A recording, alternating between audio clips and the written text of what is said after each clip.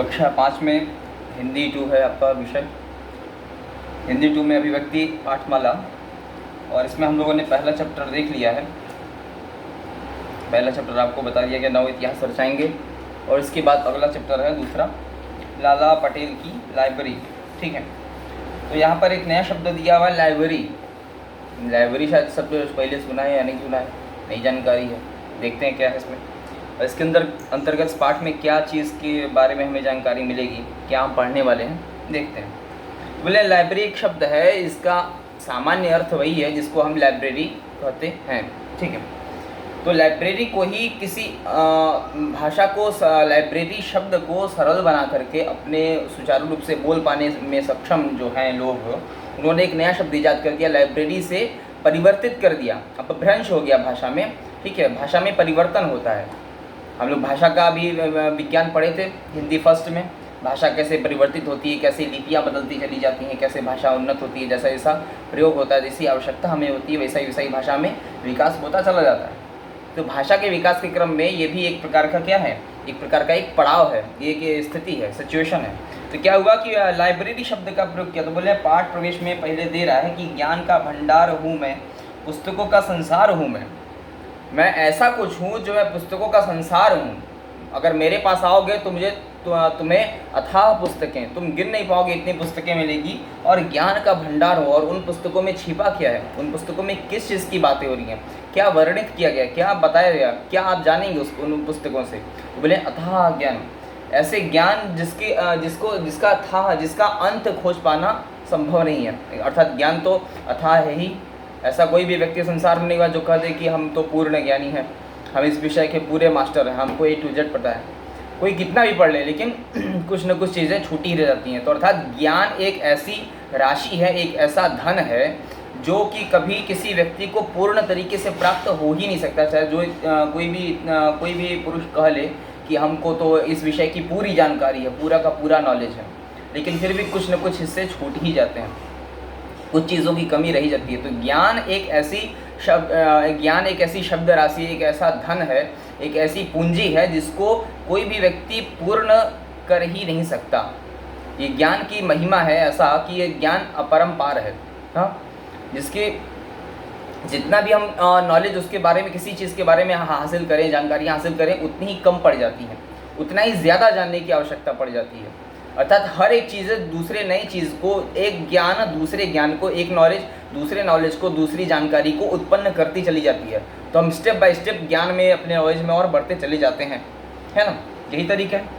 बोले ज्ञान का भंडार हूँ मैं, पुस्तकों का संसार हूँ मैं, मनोरंजन का खजाना कहते हैं मुझे कहते हैं मनोरंजक। अगर तुम उस अध्ययन में लिप्त हो जाओगे, उस पढ़ाई में लिप्त हो जाओगे, उन किताबों में खोगे, उनमें जो जानकारियाँ दी गई हैं अतः उन्हें तुम प्राप्त करने की, जानकारियाँ हासिल करने की कोशिश करोगे, तो उनमें ऐसे मनोरंजक तथ्य हैं जिनको तुम्हें पढ़ने में रुचि उत्पन्न होगी।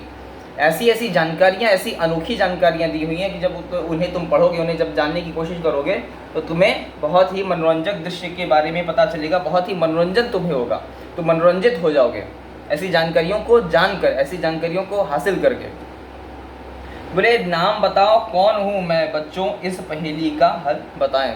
तो बोल रहे हैं कि इस पहेली का हल बताएं, यानी कि मैं पुस्तकों का भंडार हूँ, मेरे पास आओगे तो अनगिनत पुस्तकें मिलेंगी, हर नई चीज़ के बारे में तुमको पुस्तकें मिलेंगी, और मेरे पास आओगे तो तुमको अथाह ज्ञान मिलेगा, इतना ज्ञान मिलेगा कि तुम उसको बटोर नहीं पाओगे, उसको तुम अपने दिमाग में स्थिर नहीं कर पाओगे। जितना पढ़ोगे उतना ही कम पड़ जाएगा, जितना जानने की कोशिश करोगे उसमें तुम और आगे बढ़ते ही चले जाओगे, और तुम जितना मेहनत से पढ़ोगे, जितना मन लगा कर पढ़ोगे, उतनी तुम्हारी और ज़्यादा रुचि बढ़ती चली जाएगी, तुम्हें उतना ही और ज़्यादा जानकारियाँ हासिल होती चली जाएंगी, तुम्हें उतनी और ज़्यादा ही जानकारियाँ मिलेंगी।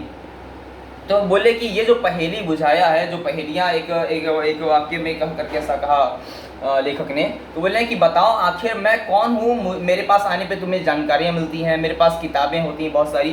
तो इस तरह की बातों को कह करके वो पहेलियों से बुझाना चाहते हैं, और वो प्रश्न कर रहा है कि बताओ इस पहेली का हल, यानी कि इसका आंसर बताओ, उत्तर बताओ कि मैं आखिर कौन हूँ, मेरा अस्तित्व क्या है, मुझे किस नाम से जानते हैं, मेरा काम क्या है। हाँ, तो बोले बच्चों आज हम आज़ादी से पहले एक गांव में बनी लाइब्रेरी और उससे आए परिवर्तनों को जानेंगे। तो बोल रहे हैं कि अब हमने इस बात को उद्घाटित कर दिया, इस बात को बता दिया कि ऐसा जो पुस्तकों का संग्रह हो जहाँ पर अथाह ज्ञान मिल सके, हाँ, मनोरंजक अनेक प्रकार की पुस्तकें मिलती हैं, अनेक प्रकार के ज्ञानों को बताने वाली, जानकारियों को बताने वाली, अतः ऐसा एक स्थान है जिसे हम कहते हैं पुस्तकालय। पुस्तक धन आलय, पुस्तक माने किताब, बुक, और आलय माने होता है स्थान। आलय शब्द का हिंदी अर्थ होता है स्थान। तो पुस्तक धन आलय विक्षित संधि विक्षित, तो पुस्तक शब्द और आलय शब्द को मिला देंगे तो बन जाएगा पुस्तकालय। पुस्तकालय माने लाइब्रेरी, जहाँ पर पुस्तकों रखने का स्थान हो। जैसे भोजनालय, भोजन माने भोजन खाना, फूड। तो बोले आलय माने होता है स्थान, प्लेस। तो ऐसा स्थान जहाँ पर भोज पकाया जाता हो, जहाँ पर भोजन बनाया जाता हो, जहाँ पर भोजन खाया जाता हो, तो ऐसे स्थान को क्या कहते हैं? भोजनालय। भोजन धन आलय, पुस्तक धन आलय। तो आलय माने, आलय शब्द का हिंदी अर्थ होता है स्थान। हिमालय, जैसे हमारे भारत देश में हिमालय, हाँ, तो बोले कि हिम माने बर्फ, बर्फ के जमा होने का, बर्फ के इकट्ठा होने का ऐसा आलय, ऐसा स्थान, तो उसको कहा गया हिमालय। ऐसी एक पर्वत श्रृंखला, ऐसी एक पर्वतमाला जिसे हिमालय नाम दिया गया। बोले ऐसी पर्वतमाला, ऐसी पर्वतमाला, ऐसा स्थान, ऐसा पर्वत जहाँ पर हिम की बहुतायत है, बहुत ज़्यादा मात्रा में हमेशा वहाँ पे हिम माने बर्फ जमी रहती है। हिम शब्द पर्यायवाची है बर्फ का, ठीक है। तो उस स्थान का नाम दिया गया हिमालय, जहाँ पर हिम, आलय माने स्थान जहाँ पर जमा होता हो, तो बोले हिमालय। भोजनालय, पुस्तकालय, ठीक है। कार्यालय, जहाँ पर दफ्तर हो, ऑफिस को कहते हैं कार्यालय। जहाँ पर कार्य किए जाते हो, जहाँ पर लोग अपने काम काज को, अपनी ड्यूटी को पूरा करते हो, कार्य करते हो, जिस एक स्थान पर इकट्ठा होकर, उसे कार्य धन आलय। कार्य माने काम, वर्क, आलय माने स्थान। ऐसे स्थान पर जहाँ पे कुछ काम किए जाएं तो वह हो जाएगा कार्यालय, ऑफिस। तो ये सारे शब्द हैं जो पर्यायवाची समानार्थी शब्दों को बताते हुए बता दिया। तो पुस्तकालय को ही कहते हैं लाइब्रेरी। तो लाइब्रेरी शब्द का ही अपभ्रंश हो गया। देखिए, जब भाषा कोई भी होती है ना, जब उसमें चीज़ें दर बदर जुड़ती जाती हैं या चीज़ों की हमें आवश्यकता होती है, तो हम उसमें कई सारे बदलाव अपने आवश्यकता के अनुसार करते जाते हैं। इस चीज़ को बहुत अच्छे से बता दिया है हमने पिछले व्याकरण वाले भाग में। तो जब हमें आवश्यकता होती है तो हम भाषा को, जो भाषा हमारे पास होती है वर्तमान में, चाहे हम जिस भी युग में, जिस भी सदी में रह रहे हों, चाहे वो आज की सदी हो या फिर आज से 200 साल 500 साल पहले की, तो उस समय जो लोगों की आवश्यकता थी उन लोगों ने वैसा परिवर्तन किया, तो परिवर्तित होते होते आज भाषा का रूप इस मुकाम पर पहुंचा। आज हमें भाषा की जिस रूप में आवश्यकता है तो हम उस वैसी भाषा का प्रयोग करते हैं, और आज की भाषा जो है वो अब फिर आज से 100 साल बाद, 200 सालों बाद वैसी नहीं रहेगी, फिर वो उसका कुछ न कुछ रूप बदल ही चुका होगा, वह कुछ न कुछ और आगे हद तक बढ़ चुकी होगी। जैसा उदाहरण के लिए आज हम किसी बात को कहने के लिए वाक्य का प्रयोग करते हैं, लेकिन जब हमें वही बात को बहुत शॉर्ट फॉर्म में, बहुत छोटे लफ्ज़ों में समझानी होती है, तो हम शॉर्ट फॉर्म का, छोटे शब्दों का प्रयोग कर दिया करते हैं। तो ये शॉर्ट फॉर्म भी ये भाषा का एक नया रूप है। पहले के समय में लोग क्या करते थे, अपनी बातों को कह नहीं पाते थे, तो उसके लिए पूरे शब्द का, पूरे वाक्य का, अपने मनोभाव का, मनोबल का पूरा प्रयोग करके उसको व्याख्यायित करते थे, लोगों को बताते थे। अब हमारे पास पूरी भाषा है, हमारी बात, अपनी बात को समझा सकते हैं, हम समझाने में भी सक्षम है और अगला व्यक्ति हमारी बात को समझने में भी सक्षम है। तो अब क्यों ना हमें जो बात को कहने में, अपनी बातों को समझाने में, अपने भावों को, अपने विचारों को प्रकट करने में दूसरे व्यक्ति तक जो समय खर्च करना पड़ता है, हम ज़्यादा शब्दों का प्रयोग करेंगे, बहुत डिटेल में किसी बात को समझाएंगे, तो क्या ऐसा कुछ कर सकते हैं हम कि अपनी बात को पूरा का पूरा हम कह दें, समझने वाला समझ भी ले, कहने वाला व्यक्ति अपनी बात को कह भी दे और बातें समझ ही भी जाएं। तो उसको समय की खपत को बचाने के लिए भाषा को और कुछ नए लफ्ज़ों में प्रयोग करने, कुछ नए तरीके से प्रयोग करने क्या किया, शॉर्ट फॉर्म, लघु शब्दों, छोटे शब्दों का प्रयोग करना शुरू कर दिया। हाँ, तो ये सारी क्या है, भाषा के नए रूप है। ये हर सदी में, हर अपने मानव सभ्यता में अपने तरीके से लोग बदलते रहते हैं, और इसका विकास कह लें या परिवर्तन कह लें, ये इसी तरह होता चला आया है और आगे भी निरंतर होता ही रहेगा। भाषा को, या फिर इसको ऐसे कहा जाए कि यह एक ही शब्द राशि या एक ही स्थिति में या एक ही तरीके में, एक ही लफ्ज़े में, यह हमेशा निरंतर एक ही स्थिति में, एक ही सिचुएशन में विद्यमान नहीं रह पाएगी। अच्छा, उदाहरण कहते हैं कि कोस पे बदले पानी, 4 कोस पे पानी। तो कोस पे पानी बदल जाता है, ऐसी हिंदुस्तान की धरती, वहाँ पे 4 कोस में हर 10 किलोमीटर, 50 किलोमीटर, 100 किलोमीटर पे कुछ न कुछ भाषाओं में परिवर्तन आ जाता है। बोलियाँ, भाषाएं बोली वही जाती हैं, लेकिन लोग अलग अलग नए नए शब्दों का प्रयोग करने लगते हैं उसी बात को कहने के लिए। तो इतनी सारी बोलियाँ, इतनी सारी भाषाएं बदलती रहती हैं। ये सारी क्या है? ये हमारी आवश्यकताओं को ही दर्शा रहा है, हमारे तौर तरीके को दर्शा रहा है भाषा को इस तरह से प्रयोग करना। तो वही शब्द यहाँ पर जो प्रयोग किया कि लाला पटेल की लाइब्रेरी, तो क्या आवश्यकता थी कि लाइब्रेरी शब्द को हमने लाइब्रेरी इस तरह से शब्द का प्रयोग किया? इस चीज़ को भी समझेंगे। अब पाठ शुरू करते हैं। तो बोले ये तो एक भूमिका हो गई, भाषा की सामान्य जानकारियाँ जिन लोगों को नहीं पता है तो सामान्य जानकारियाँ होनी चाहिए, इसके लिए इतना बताया। अब बोल रहे हैं कि पाठ को शुरू करते हैं। तो बोल रहे हैं कि बहुत साल पहले की बात है, बहुत साल पहले, बहुत समय पहले की बात है। कब? भारत में अंग्रेज़ों का राज था। बस कब, किस समय की बात है, अब ये स्पष्ट हो गया। जब बोले कि बहुत समय पहले की बात है, तो कितने समय पहले की बात है प्रश्न उठा। तो अगले ही वाक्य में, अगले ही लाइन में उसका क्लेरिफिकेशन कर दिया। बोले भारत में अंग्रेज़ों का राज था, तब की बात है, तब उस समय की बात है, इतनी ही पुरानी बात है, उससे ज़्यादा पुरानी नहीं है। बोले भारत में अंग्रेज़ों का राज था, यानी कि जब अंग्रेज़ लोग, जो ब्रिटिश काल, जो ब्रिटिश शासक थे, हमारे देश में आक्रमण करके हम पर राज किया, हमारे देश पर राज किया, हाँ, हम पर अनुशासन चलाया, हम पर शासन किया। तो बोले इस समय की बात है, चारों तरफ आज़ादी के नारे गूंज रहे थे। बिल्कुल सही बात है भाई। जब अंग्रेज़ों को, यानी दूसरे देश की सभ्यताओं वाले लोगों को जब पता चला कि भारत सोने की चिड़िया है, भारत में इतनी सारी सभ्यताएं हैं, भारत में इतना अथाह ज्ञान है, भारत के पास इतने सारी धन दौलत है, इतनी सारी खूबियाँ हैं, इतनी सारी अच्छाइयाँ हैं, तो क्यों ना हम लोग भी उसको अपनाएं। और ये अपनाने का एक तरीका क्या हुआ? लालच में बदल गया, जिसको लोगों ने आक्रमण करके, छीन कर भारत के लोगों से, भारत की जनता से चीज़ों को छीन करके, उन्हें लूट कर, उन्हें परेशान कर कर, उनके पास जो चीज़ें थी उसे नष्ट कर कर अपने हासिल किया गया। तो ये एक प्रकार का जो ज्ञान हासिल करने का जो एक समय था, एक जो लोग आए थे यहाँ पर, उन लोगों ने ज्ञान हासिल न करके बल्कि कुछ अलग ही कार्य कर बैठे, जो कि एक शासन के रूप में परिवर्तित हो गया। उन्होंने बल्कि कुछ चीज़ों को हासिल करते करते वो राज्य करना शुरू कर दिए, हम पर शासन करना शुरू कर दिए। ये स्थिति उत्पन्न हो गई। तो बोल रहे हैं कि भारत में अंग्रेज़ों का राज था, यानी कि एक ऐसा समय था कि जब भारत में अंग्रेज़ राज किया करते, दूसरे देश में ब्रिटिश देश के, यानी पाश्चात्य देश में रहने वाले, पश्चिमी देशों के रहने वाले लोग, जो शासक आए थे, वह हम पर क्या किए? शासन किया, हमारे ऊपर राज करते थे। उनके नियम, उनके बनाए गए नियमों, उनके कानून के मुताबिक हमें कार्य करना पड़ता था, उनके द्वारा बनाए गए नियम कानून का हमें पालन करना पड़ता था। तो राजा के रूप में रहते थे, हम उनकी प्रजा बनकर बैठ गए थे। अपने ही देश में हम प्रजा थे और दूसरे देश के व्यक्ति आकर के हमारे ऊपर राज कर रहे थे। ये स्थिति थी। तो बोले कि गाँव में हर तरफ आज़ादी के नारे गूंज रहे थे, यानी कि अब अंग्रेजों के राज करते करते, उनके राज करने का समय इतना ज़्यादा हो चुका था, वो इतने लंबे अरसे से, इतने समय से राज कर रहे थे, और इतनी पीड़ा भारत के लोगों को, भारत की जनता को, भारत के समाज को दे चुके थे, इतनी सारी चीज़ों को वो प्राप्त कर चुके थे, हासिल कर चुके थे, कि अब भारत के हर कोने से, हर राज्य से, हर एक सीमा से क्या था, हर एक गांव से यह बात गूंजने लगी थी। लोग इतने ज़्यादा परेशान थे, तो लोग आपस में यही बातें करते थे कि अब कुछ भी करके इन शासकों से, इन बुराइयों से, इन शासकों से हमें छुटकारा पाना ही पड़ेगा, क्योंकि इनका राज करना हमारे लिए अत्यंत दुखदायी है। इनके द्वारा दिए गए कष्टों को हम सहन नहीं कर सकते। तो उन शासकों से, जो क्रूर शासक थे, उनसे आज़ादी पाने के लिए, उनसे छुटकारा पाने के लिए, स्वतंत्र होने के लिए हम अपना खुद का नियम बनाया। हम भारतवासी खुद के नियम, अपने कानून पर चलें, हमारा अपना राजा हो, हम स्वतंत्र रह सकें, इस प्रकार की इच्छाओं को जागृत रखते हुए, तो फिर भारत में ब्रिटिश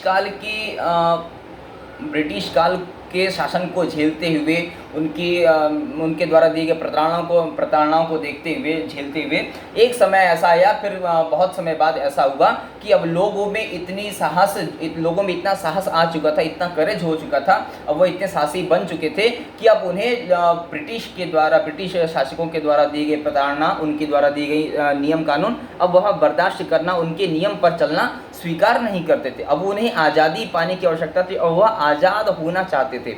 उनके नियम कानूनों से वह अलग होकर स्वतंत्र होना चाहते थे। ऐसी गूंज उठ रही थी, ऐसी मांग उठ रही थी जनता में, समाज में, लोगों में। तो कह रहे हैं कि गाँवों का जीवन बदल रहा था। अब सदी बदल रही है, समय बदल रहा है, साल बदल रहा है, सभ्यताएं बदल रही हैं, भाषा बदल रही है, सब कुछ बदलता जा रहा है। हर चीज़ अग्रसर है आगे बढ़ने के लिए। हर चीज़ में कुछ न कुछ बदलाव आ रहा है, दर बदर वर्ष प्रति वर्ष, सदियों सदी हर चीज़ बदलती जा रही हैं। ज्ञान बदल रहा है, भाषाएं बदल रही हैं, लोगों के रहने का तरीका बदल रहा है, सभ्यताएं बदल रही हैं, समाज बदल रहा है। तो इसके साथ साथ क्या हुआ कि जब गुलामी की जंजीरों से भारत एकदम अकड़ा हुआ था, जकड़ा हुआ था, परेशान था, प्रताड़ित था, तो उन सभी चीज़ों से, उन सभी विडंबनाओं से दूर होने के लिए, परेशानियों से हटने के लिए, आज़ाद होने के लिए जो मांग उठी भारत की जनता से, हर एक व्यक्ति ने अपना सहयोग प्रदान किया। वह आज़ाद होना चाहता था इन ब्रिटिश के नियम से, कानून से, इन शासकों से। तो क्या किया कि गाँवों का जीवन बदल रहा था। लाला पटेल का गाँव गुजरात में था। अब उन्हीं में से एक स्थान है, यानी भारत के प्रदेशों में एक स्थान जिसका नाम है गुजरात।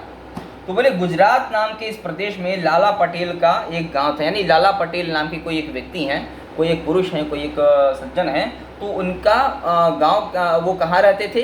गुजरात के किसी एक गांव में रहते थे। यानी लाला पटेल नाम के एक व्यक्ति गुजरात नाम के किसी एक प्रदेश में, किसी प्रदेश के किसी एक गाँव में निवास किया करते थे, रहते थे।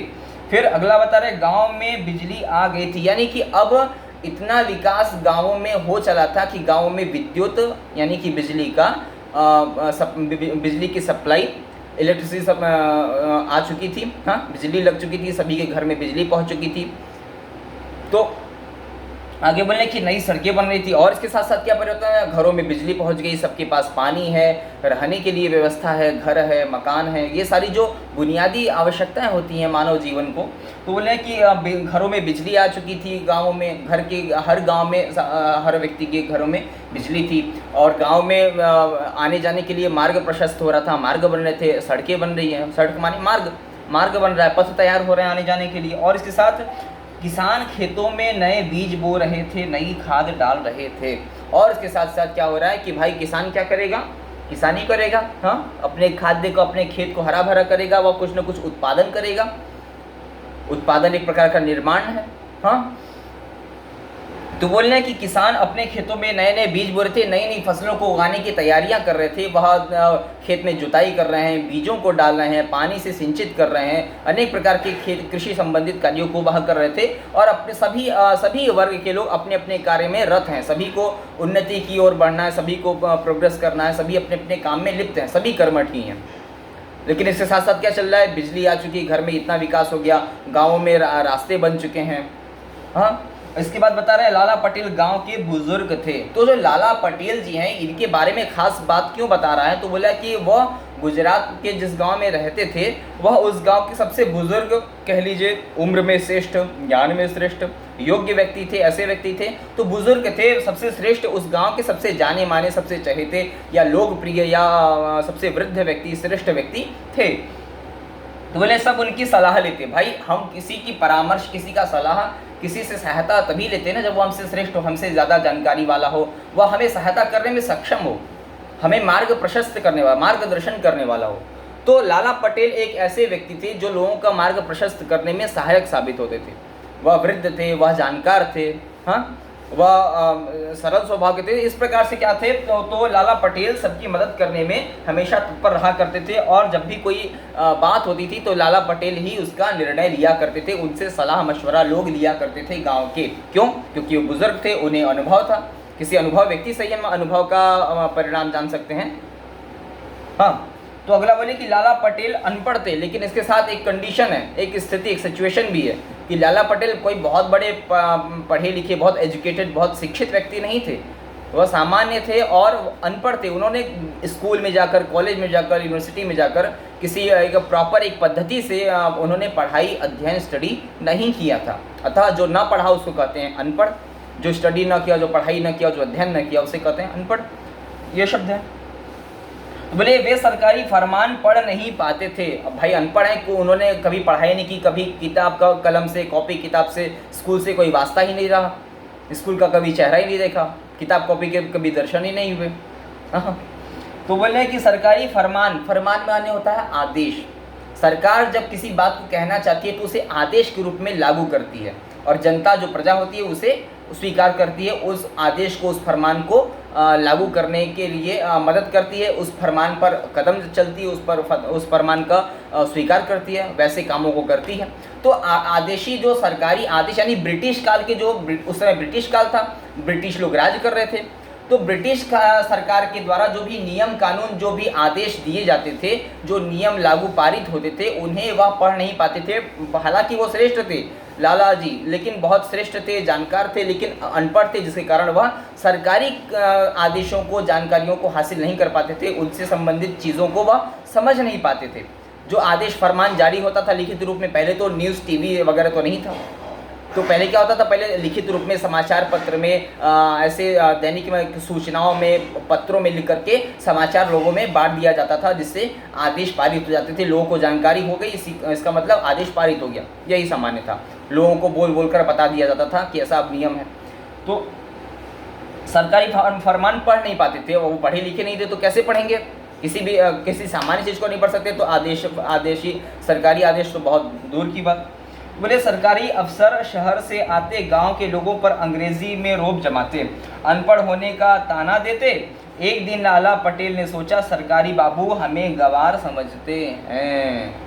लाला जी भले ही अनपढ़ थे, लेकिन उनको इतनी समझ थी कि जो सरकारी बाबू हैं, यानी कि जो ब्रिटिश काल के जो ब्रिटिश शासक हैं, जो हमारे ऊपर राज कर रहे हैं, वो हर बार, हर हफ्ते, हर महीने आते हैं, कुछ न कुछ नए आदेश सुना करके, कुछ नया नियम कानून बना करके हम लोगों के लिए चले जाते हैं। और जब भी आते हैं तो अंग्रेजी में बात करते हैं, हमारी भाषा में बात नहीं करते, हमें उनकी बात समझ में नहीं आती, कुछ ऐसे शब्दों का प्रयोग करते हैं जो कठिन होते हैं हमारे समझने के लिए। कोई गाँव में इतना पढ़ा लिखा व्यक्ति नहीं है, कोई इतना अनुभवी नहीं है, कोई इतना श्रेष्ठ नहीं है जो उनकी बातों को समझ सके। जितना समझ में आया समझ लिया, और बाकी तो सर के ऊपर बाउंस। तो बोले कि अनपढ़ होने का ताना देते, यानी सरकारी जो सरकारी दफ्तरों से जो अफसर आते थे, वो गांव के लोगों को अशिक्षित होने का, गरीब होने का, असहाय होने का ताना देते थे, कष्ट देते थे, पीड़ा देते थे, परेशान करते थे। इस तरह से कर करके यही तो तरीका था उनके राज करने का, इन्हीं तरीकों से वो परेशान करते थे, राज करते थे, लूट खसोट इत्यादि रूप किया करते थे। तो बोले कि अनपढ़ होने का ताना देते, ताना देना माने सुनाना, खरी खोटी सुनाना माने ताना देना, ठीक है। तो एक दिन लाला पटेल ने सोचा, उनको फिर ये बात जब इस तरह की चीज़ें बार बार होने लगी, इधर बदर ये चीज़ बार बार रिपीट हुई, तो लाला जी को यह समझ में आने लगा कि जो सरकारी बाबू आते हैं, भाषा का ताना देते हैं, ऐसी ऐसी बातें कहा करते, इतनी क्रूर व्यवहार किया करते हैं, तो उनको समझ में आ गया कि ये लोग बहुत टेढ़े आदमी हैं, स्वभाव के अच्छे नहीं हैं। तो इस प्रकार से हुआ कि सरकारी बाबू हमें गंवार समझते। तो लाला जी को ये समझ में आ गया कि ये सारे जितने भी सरकारी अफसर हैं, अंग्रेजी में झाड़ते हैं, अंग्रेजी में बात करते हैं, हम लोग की भाषा में बात नहीं करते, चीज़ों को क्लेरिफाई नहीं करते, समझाते नहीं हैं। हाँ, तो उन्हें ये समझ में आ गया कि ये लोग हम लोग को, यानी गांव के जो भारत के वासी हैं, जो गांव के लोग हैं, उनको सभी को वह अनपढ़ समझते हैं, अशिक्षित समझते हैं, गंवार समझते हैं, कम जानकारी वाले समझते हैं। तो अगला क्या हुआ, बोले खेती करना क्या आसान है, उसमें भी सूझबूझ चाहिए। किसान खेत तैयार करता है, धान उगाता है, पशुओं की देखभाल करता है। मेरे पास ज़मीन है, मैं खेती करूँगा, इस उम्र में मुझसे लिखना पढ़ना नहीं होगा। तो लाला जी ने ये सारी बातें, क्या हुआ, वो किसी से कह नहीं रहे, वो अपने मन में ही सारी बातों को समझ रहे हैं कि बताओ ये सारे आते हैं, ऐसा व्यवहार होता है, गांव में कोई इतना पढ़ा लिखा नहीं है, कोई जानता नहीं है, कोई इन अंग्रेज़ों से बात नहीं कर सकता, कोई इनसे कुछ प्रश्न नहीं कर सकता, कोई इनके खिलाफ बात नहीं कर सकता, इतनी सारी कमियां हैं हम लोगों में कोई इतना पढ़ा लिखा नहीं है, किसी को इतनी जानकारी नहीं है, कोई इतना एजुकेटेड नहीं है, कैसे इन लोग का सामना किया जाए, कैसे इन लोग के जो नियम बनाए जाते हैं वो समझा कैसे जाए, कुछ गलती ना हो जाए, अगर गलती हुई तो फिर से प्रताड़ना मिलेगी, लगान देना पड़ेगा, समस्याओं को झेलना पड़ेगा, कुछ दंड मिल जाएगा, सरकारी दंड को आप कबूल करना ही पड़ेगा, आप उससे भाग नहीं सकते, ऐसी स्थिति। तो बोल रहे हैं कि खेती करना क्या आसान। तो लाला जी अपने मन में सोच रहे थे कि लोग इतना बड़ अंग्रेजी झाड़ते हैं, नियम कानून इत्यादि बताते हैं, तो ज़रा ये लोग ये बता दें, जो इतने हाईली एजुकेटेड हैं या इन लोग इतने अमीर व्यक्ति हैं, तो क्या ये लोग ये बता सकते हैं कि किस समय कौन से फसल की खेती करनी चाहिए, खेती करने का क्या समय है, खेती करने का सही मार्ग क्या है, सही तरीका क्या है। क्या खेती करना, किसानी करना, कृषि से संबंधित कार्यों को करना कोई आसान काम है क्या? बहुत मेहनत लगती है, बहुत दिमाग लगाना पड़ता है, बहुत परिश्रम करना पड़ता है, दिन भर धूप में खट खट कर खेत जोतना पड़ता है, धान की बुआई करनी पड़ती है, पानी से सिंचित करना पड़ता है, फसल के उगने का इंतजार करना पड़ता है, कीड़े मकोड़ों से बचाना पड़ता है, फिर फसल की कटाई करनी पड़ती है। इतना सारा वर्ष एक इस फसल को तैयार करने में 6 से 7 महीना पूरा एक वर्ष लग जाता है। इतने बड़े अवधि में जाकर के तब जाकर एक फसल तैयार होती है।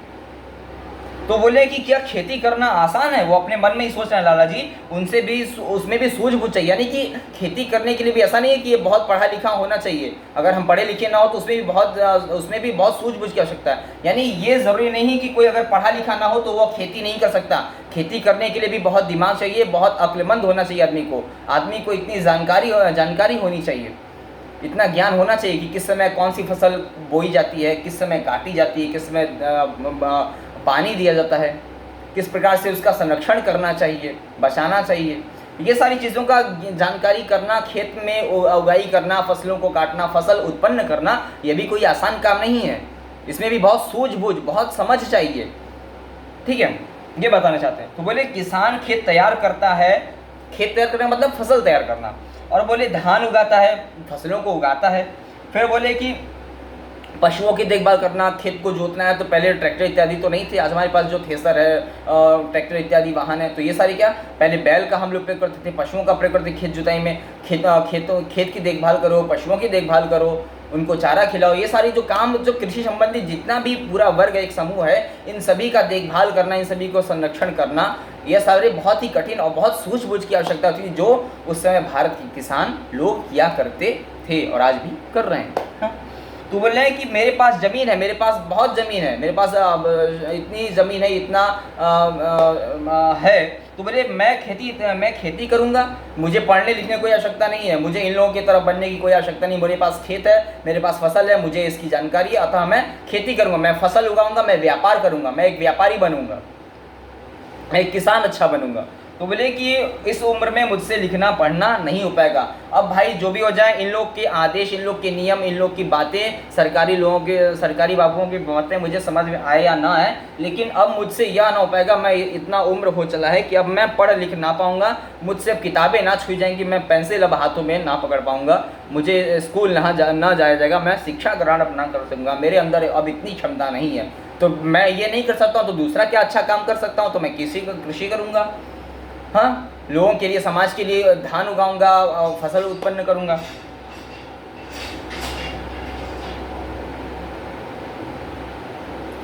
तो यह सोचकर लाला खेती करने लगे। तो यह सब कुछ अपने ध्यान में रखते हुए, बातों को सोचते हुए लाला जी अपने खेती में ही मग्न, अपने कृषि संबंधित कार्य में ही लग गए, कृषि संबंधी कार्यों को करने लगे। एक दिन सरकारी फरमान आया। फरमान वही शब्द है जिसे आदेश कहेंगे। सरकारी आदेश पारित हुआ, कुछ आदेश आया, फिर से कुछ नया नियम कानून बनकर ब्रिटिश शासकों ने आदेश पारित किया, भेजा। बोले गांव में लाइब्रेरी, पुस्तकालय बनेगा। क्या बनने वाला था? तो लाइब्रेरी। बोले यह सोचकर लाला खेती करने लगे। एक दिन सरकारी फरमान आया, फिर से आदेश हुआ कि गांव में क्या लाइब्रेरी बनेगा, पुस्तकालय बनेगा। लाइब्रेरी का वही मतलब बताया कि पुस्तकालय, यानी कि पुस्तकालय, ग्रंथालय बनेगा। तो लोग सोचने पड़ गए। लाला पटेल से सलाह लेनी होगी। लोग इतने पढ़े लिखे नहीं थे, लोगों को इतनी जानकारियाँ नहीं थी कि लाइब्रेरी किसे कहते हैं, पुस्तकालय किसे कहते हैं, या ग्रंथालय क्या होता है, उसकी उपयोगिता क्या है, ये चीज़ की लोगों को जानकारी नहीं थी। क्यों बन रहा है, ये होता क्या है, क्या करना होगा, कुछ नया काम आने वाला है क्या, ऐसा कुछ है। तो बोले कि लोग सोचने पड़ गए। तो इसकी जानकारी हासिल करने के लिए, इसके बारे में जानने के लिए, लाला पटेल सबसे बुजुर्ग थे, अनुभवी व्यक्ति थे, भले ही अनपढ़ थे, तो उनके पास लोग पूछने के लिए, जानकारियाँ हासिल करने के लिए, जानने के लिए गए। तो बोले कि सभी सभा बुलाई गई। तो सभा माने कुछ पंचायत होनी है, किसी चीज़ की, किसी टॉपिक पे बात करना है, तो लोग आपस में इकट्ठे होकर एक जगह पर बात किया करते। तो सभा बुलाई गई।